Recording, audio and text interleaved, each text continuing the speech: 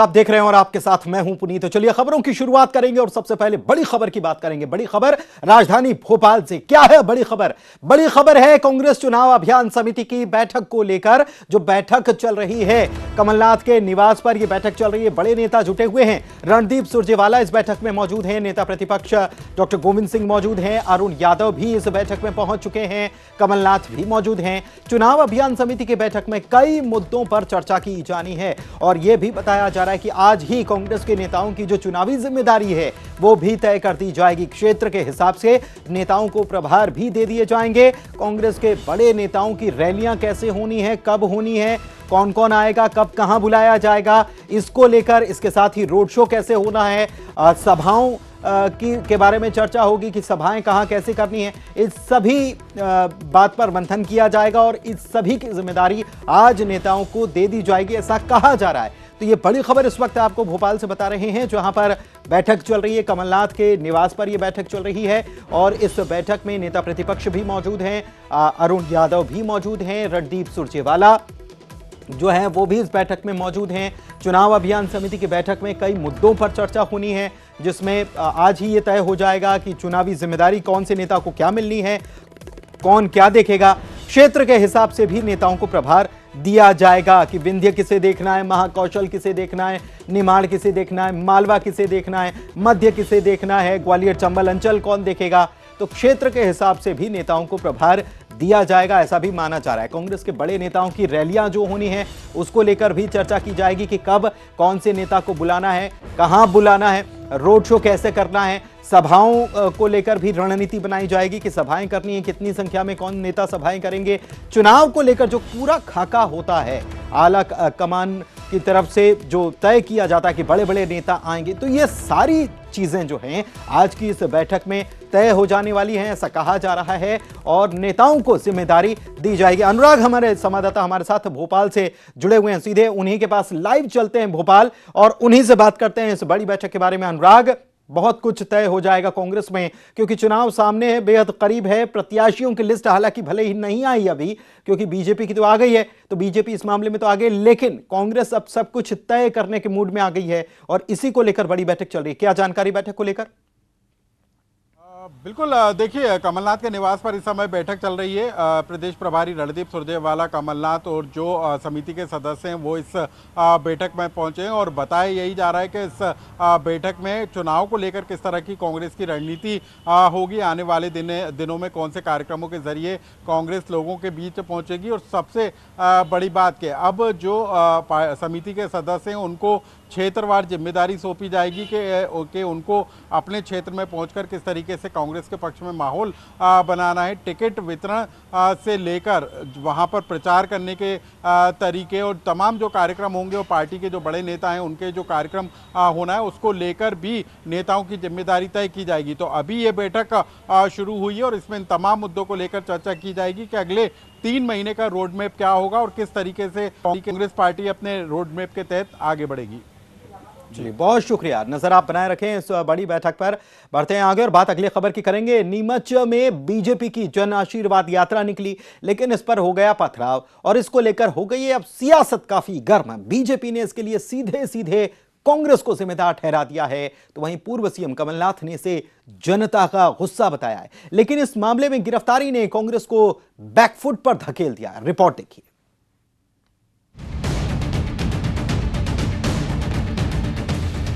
मध्य प्रदेश में चल रही जन आशीर्वाद यात्रा पर नीमच में पथराव हो गया। पथराव की वारदात ने सूबे का सियासी पारा चरम पर पहुंचा दिया है। बीजेपी इसे कांग्रेस की साजिश बता रही है, तो कमलनाथ ने कहा कि यह जनता का गुस्सा है। लेकिन इस मामले में कांग्रेस के पूर्व सरपंच खेमराज गुर्जर समेत कई आरोपियों की गिरफ्तारी ने कांग्रेस के दावे की हवा निकाल दी। उधर यात्रा पर पथराव पर सीएम शिवराज बेफर पड़े और इसे कांग्रेस की बौखलाहट का नतीजा बता दिया। यात्रा को भी जो आशीर्वाद मिल रहा है उसको देखकर कांग्रेस बौखला गई है। कमलनाथ जी पहले से ही कह रहे थे पत्थरों की बात ये अनेकों संदेह पैदा करता है। जिनने इस तरह की घटना की है वो कोई भी हो, जांच के निर्देश भी हमने दिए, कार्रवाई भी होगी। लेकिन मैं कांग्रेस से केवल इतना ही कहना चाहता हूँ इस तरह के जो हथकंडे वो अपना रहे हैं, इससे उन्हें सफलता नहीं मिलेगी।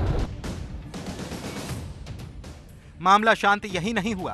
प्रदेश अध्यक्ष बीडी शर्मा ने भी पथराव को लेकर कांग्रेस को आड़े हाथों लिया। उन्होंने तो यहां तक कहा कि कांग्रेस के गुंडों ने पथराव किया है। तो ऐसे जो राक्षस बताने वाले लोग हैं, इन लोगों ने मिलकर के कल भारतीय जनता पार्टी की जन आशीर्वाद यात्रा पर पथराव किया है। अरे भाई, पथराव करके हमारे कार्यकर्ताओं पर हमला करने का प्रयास किया है। चुनावी मौसम में जीत के लिए जोर लगा रही बीजेपी की जन आशीर्वाद यात्रा पर पथराव ने पार्टी को एक और मौका दे दिया है कांग्रेस को बैकफुट पर धकेलने का। ऊपर से आरोपियों में कांग्रेस के पूर्व सरपंच की गिरफ्तारी ने विपक्ष के हमले की धार को और कुंद कर दिया है। Bureau report, news 18, Madhya Pradesh, Chhattisgarh. तो इतना ही नहीं, नीमच में जन आशीर्वाद यात्रा पर पथराव को लेकर बवाल जारी है और इस बीच खंडवा से जन आशीर्वाद यात्रा शुरू भी की गई।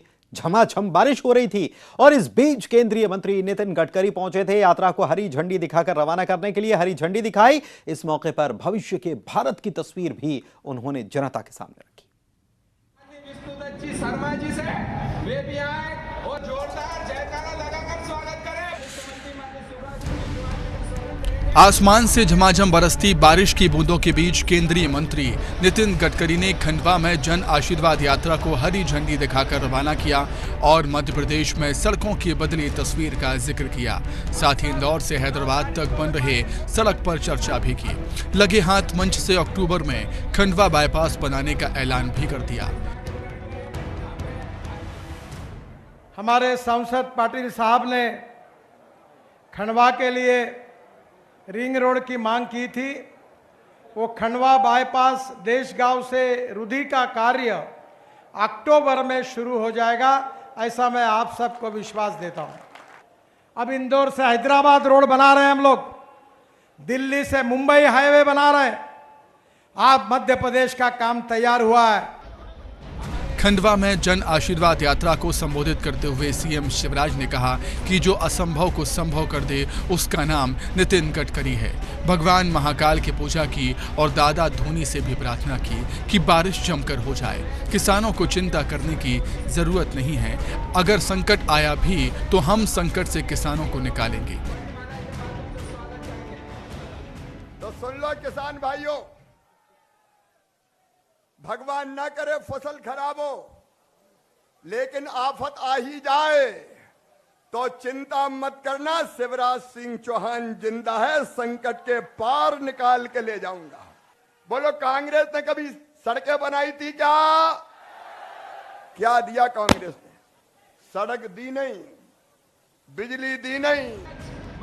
खंडवा में जन आशीर्वाद यात्रा के शुभारंभ के मौके पर एक तरफ गडकरी ने जनता की वोट की ताकत से देश प्रदेश की तस्वीर बदलने का जिक्र किया, वहीं सीएम शिवराज ने हर संकट के समय प्रदेश की जनता, खास तौर पर किसानों के साथ खड़े होने की बात कही। लगे हाथ कांग्रेस पर चुटकी लेने से भी नहीं चुके।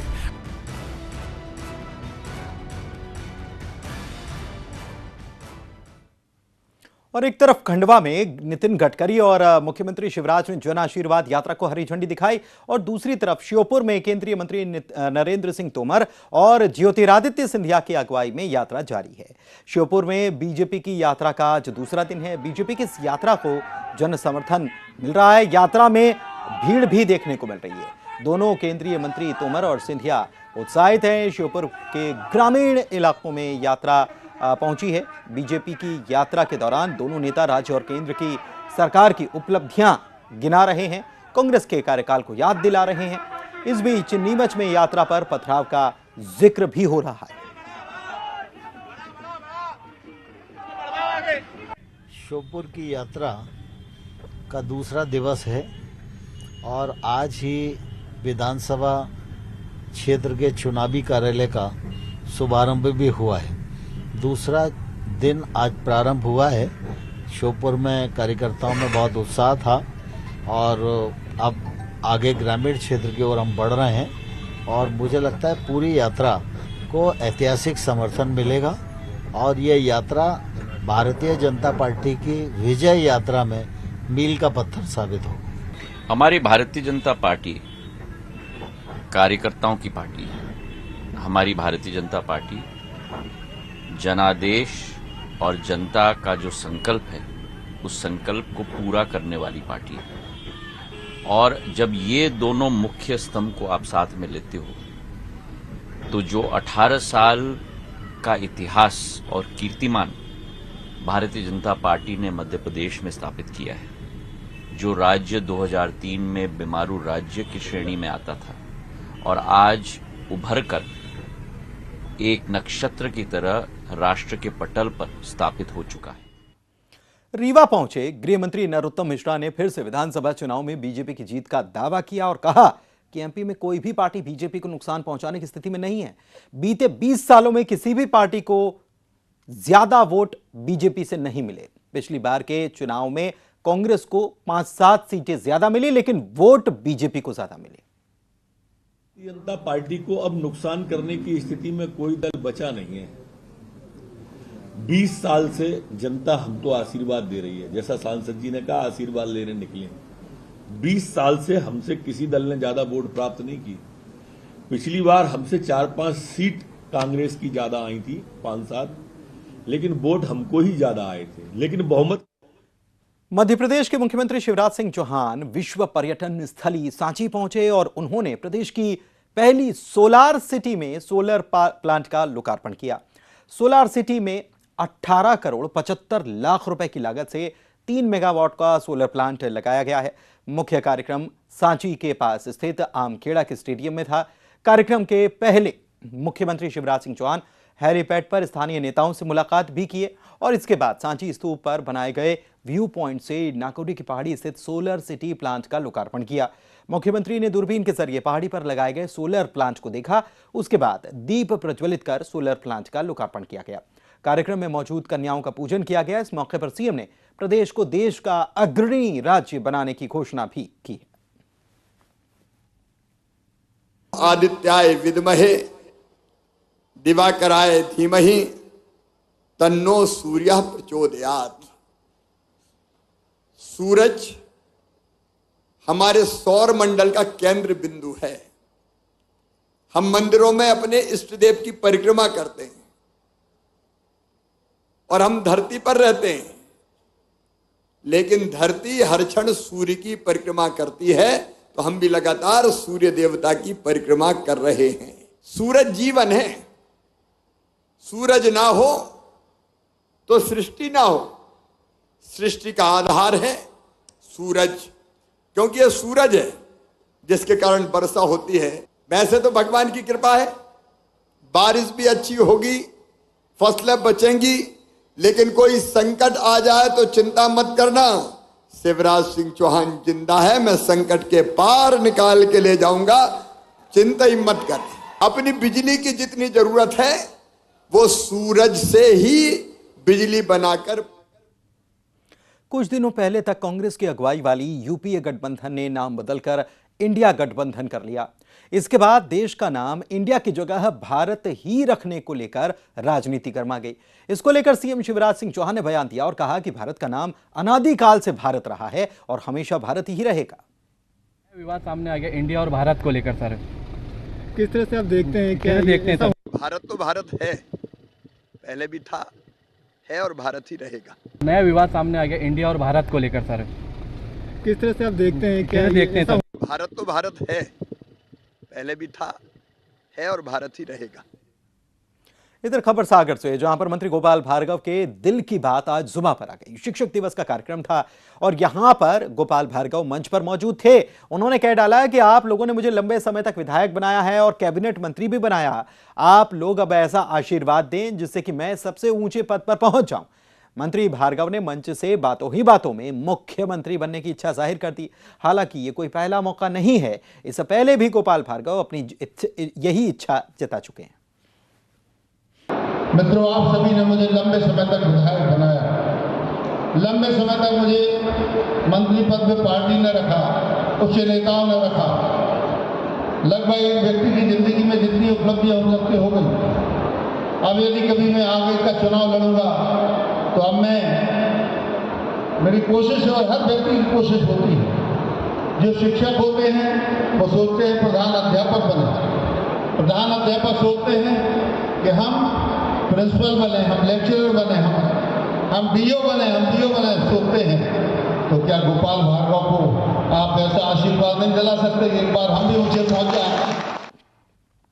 एक तरफ मंत्री गोपाल भार्गव ने सूबे की सत्ता के सर्वोच्च शिखर पर काबिज होने की ख्वाहिश जता दी, तो वहीं प्रदेश की सर्वोच्च सत्ता पर काबिज रह चुकी उमा भारती ने एक तरह से अपनी राजनीतिक पारी को विराम देने की घोषणा कर दी।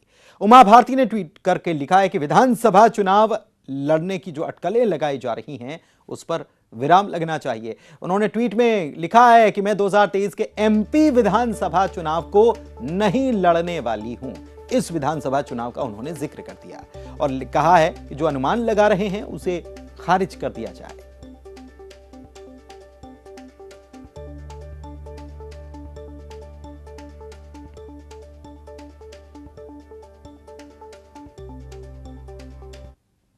इधर मध्य प्रदेश में राजनीतिक दलों की चुनावी तैयारी जारी है और इसके बीच इलेक्शन कमीशन ऑफ इंडिया की तरफ से आज प्रेस कॉन्फ्रेंस की गई और मध्य प्रदेश में चुनाव की जानकारी दी गई। जो चुनाव की तैयारी चल रही है उस पर बात की गई। मुख्य चुनाव आयुक्त राजीव कुमार ने कहा कि हम पूरी तरह से निष्पक्ष चुनाव के लिए प्रतिबद्ध हैं। मध्य प्रदेश में कुल वोटर्स की संख्या 5,52,00,000 है।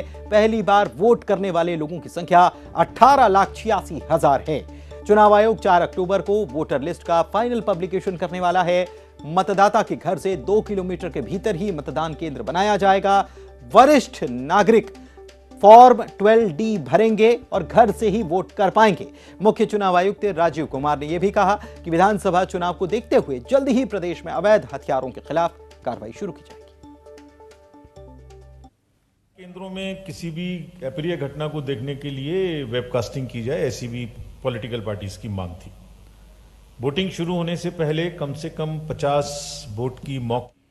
इंदौर से बड़ी खबर आपको बता दें, महू में ट्रक और स्कूल बस में हादसा हो गया है। गवली पलासिया AAB रोड पर यह दुर्घटना पेश आई। आर्मी का ट्रक स्कूल बस में जा घुसा। हादसे के वक्त स्कूल बस हालांकि खाली थी और ऐसे में हादसे में ट्रक में सवार 4 लोग घायल हुए हैं। सभी घायल आर्मी के बताए जा रहे हैं। तेज बारिश की वजह से ट्रक ड्राइवर को बस नजर ही नहीं आई और इसकी वजह से हादसा हुआ। लेकिन गनीमत मानिए कि स्कूल बस में बच्चे नहीं थे, वरना कितनी बड़ी दुर्घटना हो जाती इसको आप समझ पाएंगे। ये बड़ी खबर इस वक्त आपको हम बता रहे हैं और हिमांशु हमारे संवाददाता इंदौर से जुड़े हुए हैं, उनसे बात करते हैं। हिमांशु, ये दुर्घटना कैसे हुई है और जो घायल हुए हैं उनकी स्थिति क्या है? दरअसल ये घटना पुराने AAB रोड पे गवली पलासिया की है।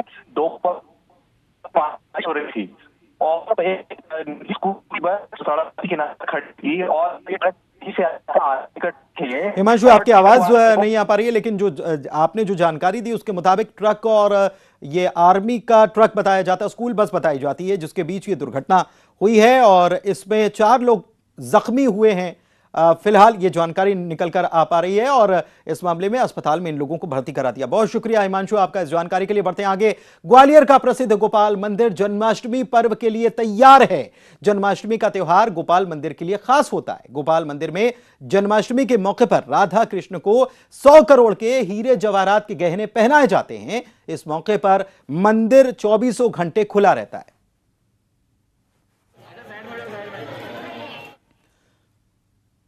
और इसी के साथ इस बुलेटिन में इतना ही। नमस्कार।